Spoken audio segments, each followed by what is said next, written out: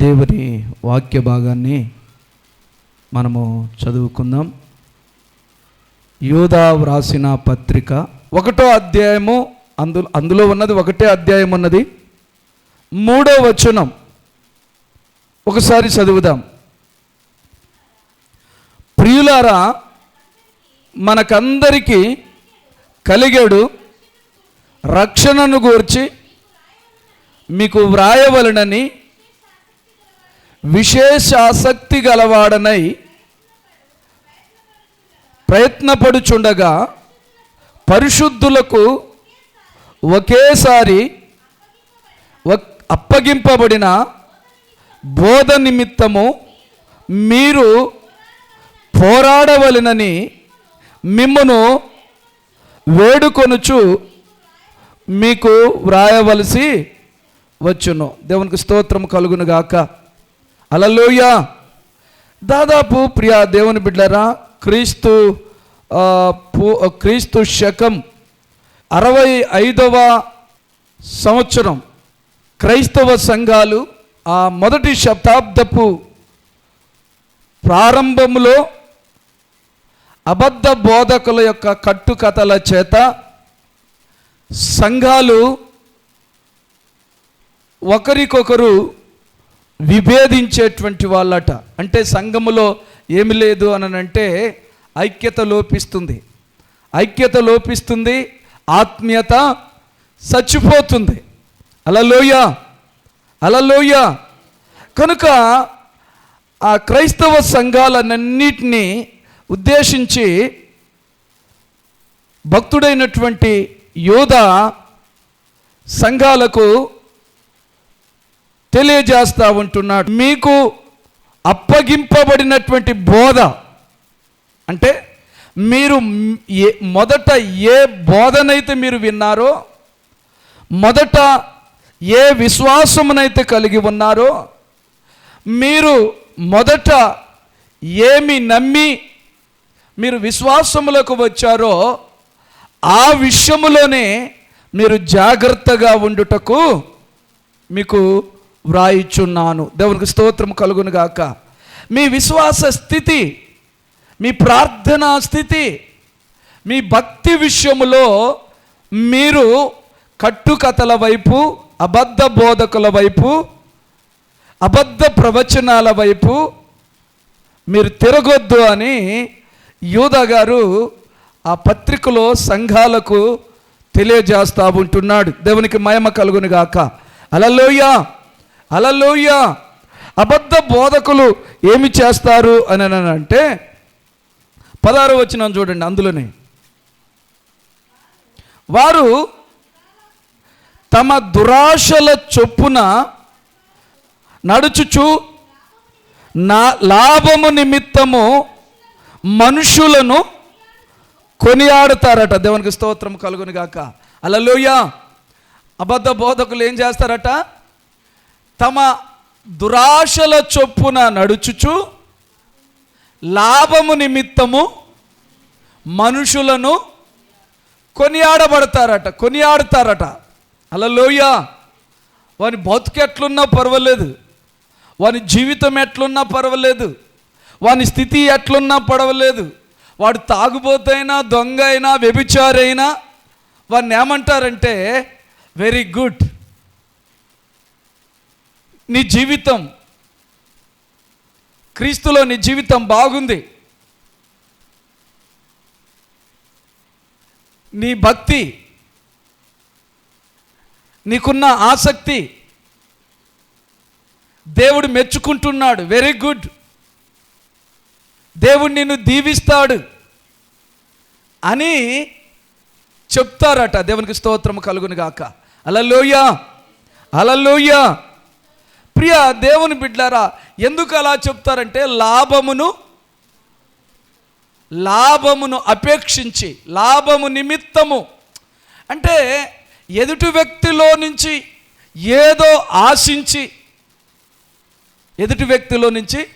ఏదో ఆశించి అతనికి నొప్పి కలిగించకుండా అతనిని మెచ్చుకుంటారట.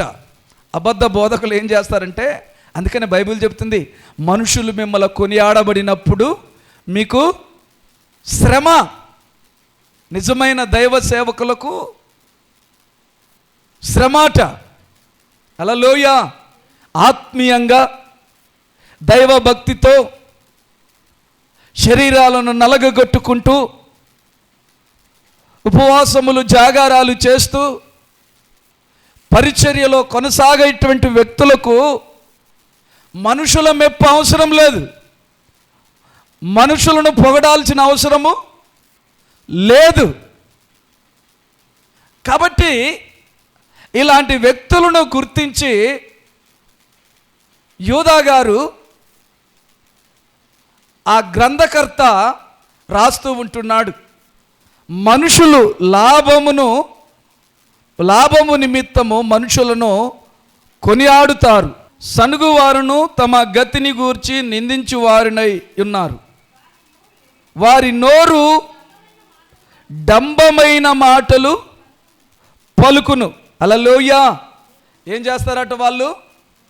డంబమైన మాటలు. హల్లెలూయా. హల్లెలూయా. ఏమి లేకపోయినా ఏతులు ఎక్కువ అంటారు చూసారా? ఏమి లేకపోయినా లోన పరిశుద్ధత ఉండదు, లోన భక్తి ఉండదు, లోన ప్రార్థన ఉండదు, లోన వాక్యమును గూర్చిన ఆసక్తి ఉండదు. కానీ ఏం చెప్తారు వీళ్ళు? ఏం చెప్తారు? దేవుడు నీ పట్ల ఉన్నాడు, దేవుడు నీకు సహాయం చేస్తాడు, దేవుడు నిన్ను స్వస్థపరుస్తాడు, దేవుడు నిన్ను బాగు చేస్తాడు, దేవుడు నిన్ను గొప్ప చేస్తాడని మనుషుల మెప్పు కొరకు ప్రవచనాలు పలుకుతూ ఉంటారు. హల్లెలూయా. అందుకని ఇలాంటి వారిని గూర్చి మీరు జాగ్రత్తగా ఉండండి అన్నట్టుగా ఆ యూదా గారు ఆ పత్రిక సంఘాలన్నిటికీ తెలియజేస్తూ ఉంటున్నాడు. దేవునికి స్తోత్రము కలుగును గాక. హల్లెలూయా. హల్లెలూయా. హల్లెలూయా. అందుకనే ప్రియ దేవుని బిడ్డలారా, 15వ వచనం చదవండి, 14వ వచనం. ఆదాము మొదలుకొని 7వ వాడైన హానోకు కూడా వీరిని గురించి ప్రవచించి ఇట్లనెను, ఇదిగో అందరికీ తీర్పు తీర్చుటకును వారిలో భక్తిహీనులందరూ భక్తిహీనుల క్రియలన్నిటినీ గూర్చి భక్తిహీనులైన పాపులు తమకు విరోధముగా చెప్పిన కఠినమైన మాటలన్నిటిని గూర్చి వారిని ఒప్పించుటకు ప్రభువు తన వేవేల పరిశుద్ధుల పరివారముతో వచ్చును. దేవునికి స్తోత్రం కలుగును గాక. హల్లెలూయా. హల్లెలూయా. దేవుడు వారి భక్తిహీనుల భక్తిని ఒప్పింప చేయటానికి దేవుడు ఎలా వస్తాడట? పరివారముతో వస్తాడట. పరిశుద్ధుల పరివారముతో, వేవేల దూతల పరివారముతో ఆయన వస్తాడట. దేవునికి స్తోత్రము కలుగును గాక. హల్లెలూయా. ఈ డంబముగా మాట్లాడే వారి యొక్క సంగతి ఆయన తేలుస్తాడు. హల్లెలూయా. డంబముగా మాట్లాడే వారి సంగతి, వారి భక్తిని ఆయన కొలత వేసి ఆ తూకంలో తూచుతాడు. దేవునికి మహిమ కలుగును గాక. హల్లెలూయా. అందుకనే ఈ అంత్యకాలంలో ప్రియ దేవుని బిడ్డలారా, అనేకమైన అబద్ధ ప్రవక్తలు మీ వద్దకు వస్తారని యేసు ప్రభువు కూడా చెప్పాడు. హల్లెలూయా. అందుకనే చూడండి, 24వ మత్తయి సువార్త 24వ అధ్యాయంలో ప్రభు మాట్లాడుతున్నటువంటి మాట, అబద్ధపు క్రీస్తును అబద్ధ ప్రవక్తలను వచ్చి సాధ్యమైతే ఏర్పరచబడిన వారిని సైతము మోసపరుచుటకై గొప్ప సూచక క్రియలు మహత్కార్యాలు చేస్తారట. దేవునికి స్తోత్రం కలుగును గాక. హల్లెలూయా. ఏం చేస్తారట?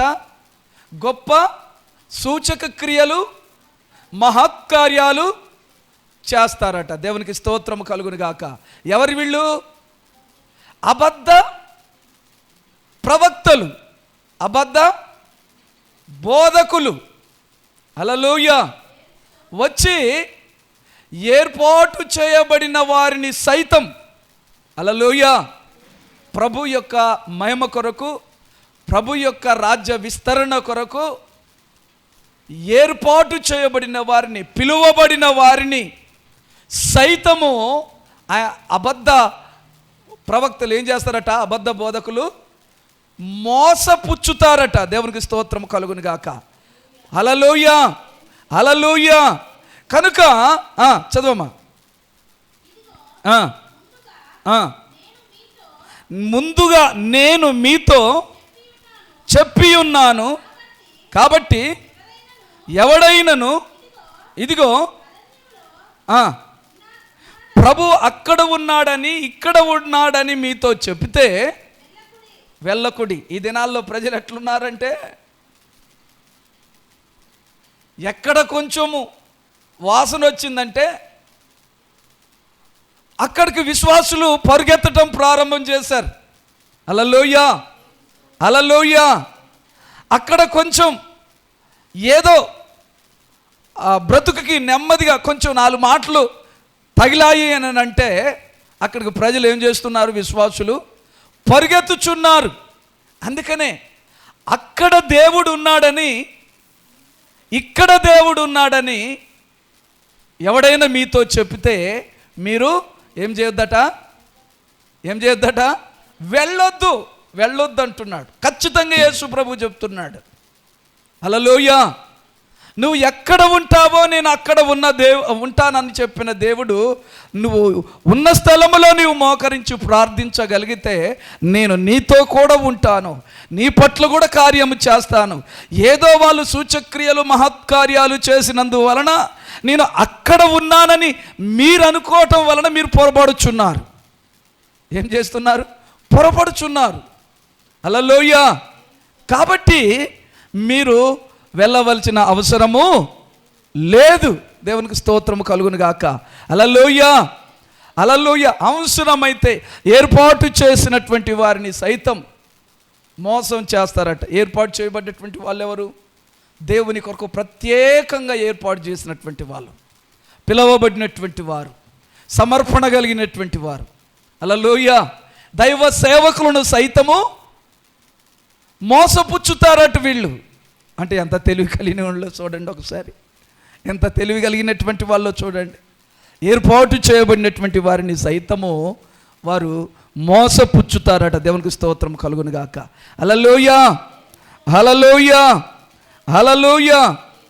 కాబట్టి వారి విషయంలో మీరు జాగ్రత్తగా మీ విశ్వాసాన్ని కాపాడుకొని వారి అబద్ధ బోధలకు మీరు బలహీనపరుచుకోకుండా మీ విశ్వాసము కొనసాగించబడినట్లుగా మీరు ముందుకు సాగాలని గ్రంథకర్త యోధా గారు ఆ మాటలు నేటి క్రైస్తవ సంఘాలకి, నాటి క్రైస్తవ సంఘాలకి, రాబోతున్నటువంటి క్రైస్తవ సంఘాలన్నింటినీ దృష్టిలో ఉంచుకొని ఆయన తెలియజేస్తూ ఉంటున్నాడు. దేవునికి స్తోత్రము కలుగును గాక. హల్లెలూయా హల్లెలూయా. ఎవడునూ మిమ్మును మోసపరచకుండా చూచుకొనుడి. అనేకులు నా పేరట వచ్చి నేనే క్రీస్తునని చెప్పి పలువురిని మోసపరిచెదరు. హల్లెలూయా. ఏం చేస్తారట? నేనే క్రీస్తునని చెప్పి అనేకులను, హల్లెలూయా, లాస్ట్కి యేసు ప్రభు వేషం వేసుకొని కూడా వస్తారట. దేవునికి మహిమ కలుగును గాక. వీళ్ళందరూ ఎవరు అంటే అబద్ధ ప్రవక్తలు లేదా అబద్ధ బోధకులు. హల్లెలూయా హల్లెలూయా. లాభమును ఆశించి లాభము నిమిత్తము ప్రవచించేటువంటి వారట. దేవునికి మహిమ కలుగును గాక. హల్లెలూయా. ఈరోజు ఎంతోమందిని మనం చూస్తున్నాం, ఖండించి, హెచ్చరించి, గద్దించి కరాఖండిగా చెప్పేటువంటి వాళ్ళు సమాజంలో, క్రైస్తవ సంఘాల్లో, సేవకులలో చాలా తక్కువైపోతున్నారు. అందుకే విశ్వాసులు బస్టు పట్టి పోవటానికి కారణం ఏంటంటే ఉన్నది ఉన్నట్టుగా చెప్పకపోవడం, లేనిది కల్పించి చెప్పటం వలన సంఘాలు ఆత్మీయ స్థితిలో బలహీనమైపోతున్నాయి. దేవునికి స్తోత్రము కలుగును గాక. నొప్పి కలిగిన అతని జీవితంలో చెడు అనేది అతని హృదయాన్ని విడిచిపోయేటట్లుగా ఉన్నది ఉన్నట్లుగా మాట్లాడితే, అందుకనే లోకంలో కూడా ఒక నానుడు ఉంది కదా, ఉన్నది ఉన్నట్టుగా మాట్లాడితే ఊళ్ళో ఉండనియరట, సామెత అది. దేవునికి స్తోత్రము కలుగును గాక. హల్లెలూయా. అందుకనే ఉన్నది ఉన్నట్టుగా మాట్లాడి దేవుని వాక్యాన్ని ఉన్నది ఉన్నట్లుగా బోధిస్తే చాలా బాధ అనిపిస్తుంది. హల్లెలూయా. చాలా కఠినం అనిపిస్తుంది. దేవునికి స్తోత్రము కలుగును గాక. అందుకనే ఈ మధ్యాహ్న కాల సమయంలో ప్రియ దేవుని బిడ్డలారా, ఈ అబద్ధ బోధకుల విషయంలో మనము ఎలా ఉండాలి అంటే జాగ్రత్తగా ఉండాలి. జాగ్రత్తగా ఎలా ఉండగలుగుతామంటే వాక్య జ్ఞానం మనకు ఉండాలి. వాక్య జ్ఞానము మనకి ఉండాలి. దేవునికి స్తోత్రము కలుగును గాక. హల్లెలూయా. వాక్య అవగాహన, వాక్య జ్ఞానం లేకపోతే మనం ఈజీగా దేవుడు అక్కడున్నాడంటే అక్కడికి ఉరుకుతాం, ఇక్కడున్నాడంటే ఇక్కడికి ఉరుకుతాం. ఆయన అరణ్యంలో ఉన్నాడంటే అరణ్యములకు ఉరుకుతాం, పర్వతాలలో ఉన్నాడు అంటే పర్వతాలలోకి ఉరుకుతాం, సముద్రంలో ఉన్నాడంటే సముద్రంలోకి పరిగెత్తుకొని పోతాం. అందుకనే దేవుని విషయంలో సరి అయినటువంటి జ్ఞానం, అవగాహన సంఘాలకు ఉండాలి. దేవునికి స్తోత్రము కలుగును గాక. కాబట్టి ప్రియా దేవుని బిడ్డలారా, ఈ మధ్యాహ్న కాల సమయంలో భక్తుడైనటువంటి యోధా సంఘాల క్షేమము కొరకు, సంఘ క్షేమము కొరకు అబద్ధ బోధకుల విషయంలో సంఘాలు జాగ్రత్త పడటానికి ఆయన ఈ పత్రికను వ్రాసాడు. దేవునికి మహిమ కలుగును గాక. హల్లెలూయా. హల్లెలూయా. మొదటి శతాబ్ద కాలంలో క్రీస్తుశకం 65వ సంవత్సరంలో అనేకమైన అబద్ధ బోధకులు సంఘాలను కలవరపరిచారట. దేవునికి మహిమ కలుగును గాక. హల్లెలూయా. ఆ పరిస్థితులన్నీ గమనించినటువంటి యోధా సంఘాలను హెచ్చరిస్తూ రాస్తూ ఉంటున్నాడు. హల్లెలూయా. హల్లెలూయా. కళ్ళు మూసుకుందాం, ప్రార్థన చేద్దాం. మమ్మల్ని మిక్కిలిగా ప్రేమించిన మా ప్రియ పరలోకపు తండ్రి, పరిశుద్ధుడా, నీకు వందనాలు చెల్లిస్తున్నాం. ఈరోజు నాయనా అబద్ధ బోధకులు అనేక రీతులుగా అనేక రకాల వేషాలు వేస్తూ ప్రభువా గొర్రె చర్మము ధరించుకొని, గొర్రె వేషం వేసుకొని, తొడేల స్వభావము కలిగి మందలో జొరబడుతున్నారు నాయన. వారిని గురించి సంఘాలు జాగ్రత్త పడినట్లుగా ఆత్మీయంగా వాక్యములో వారిని బలపరచండి. వెలుగుదూత వేషం వేసుకొని అనేకులను భ్రమపరుస్తూ దేవుడు ఇక్కడ ఉన్నాడు, అక్కడ ఉన్నాడు అని చెప్పి ప్రజలను తన మందలో నుంచి వేరై ఒంటరిగా జీవించటానికి వారి పురికొల్పుతున్నారయ్యా. మందలో నుంచి వేరైన గొర్రెను తొడేలు చీల్చి వాటి పేగులు తీసి వాటి రక్తము త్రాగి మాంసమును భుజించి ఎముకలను కొరికి పిప్పి చేసి నాశనము చేసే పరిస్థితి గొర్రెలకు రాకోకుండా గొర్రెలు విశ్వాసములో స్థిరపడుటకు వారిని మీరు బలపరచండి. అబద్ధ ప్రవక్తల విషయములో జాగ్రత్త పడుటకు సహాయం చేయండి. కృప అనుగ్రహించి మహిమ పొందమని యేసు నామములో ఈ ప్రార్థన అడిగి పొందుకొని ఉన్నాము తండ్రి. ఆమేన్, ఆమేన్, ఆమేన్. యేసు రక్తమే జయం, ప్రభు శిలువ రక్తమే జయం.